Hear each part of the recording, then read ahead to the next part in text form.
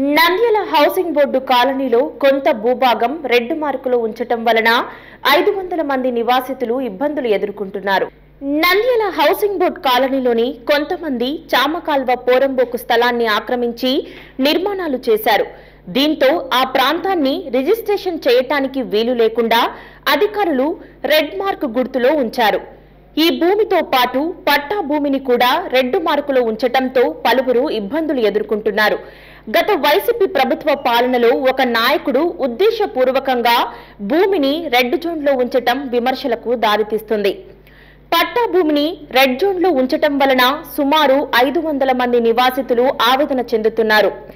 నివాసాలపై loan తీసుకోవాలన్నా క్రయ విక్రయాలు చేయాలన్నా జరగకపోవటంతో దిక్కుతోచని పరిస్థితి ఎదుర్కొంటున్నారు.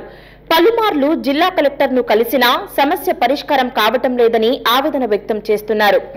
రెడ్ జోన్ మార్కు తీసే పరిధి తమది కాదని సబ్ రిజిస్టర్ పేర్కొన్నారు. ఎన్ని కుటుంబాలు బజార్ను పడినాయి ఒక్కసారి ఆలోచన చేసుకున్నారు. వాళ్ళే దేవలోకానికి వచ్చిన కాదు కదా. వాళ్ళు ఇట్లా సాగి కుటుంబాలు అంటే ప్రభుత్వ ఉద్యోగస్తులకు వచ్చి బాధలు తెలుసుకోలేకపోయి వాళ్ళు ఇలాంటి అన్యాయం చేసి ఏం బాగుంటుంది చెప్పి ఎంతమంది పోరాడుతున్నారు.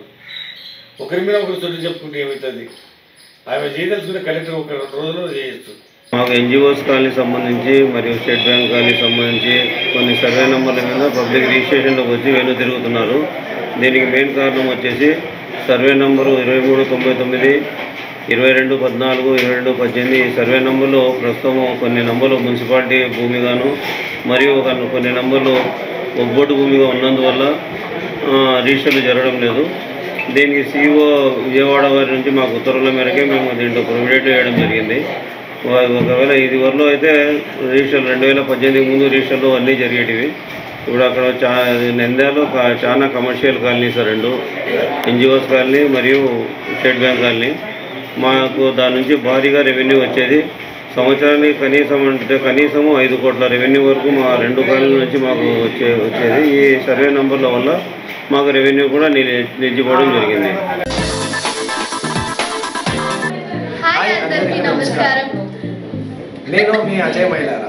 నేను మీ Nitya Gowda. Please subscribe to Nandyal communication.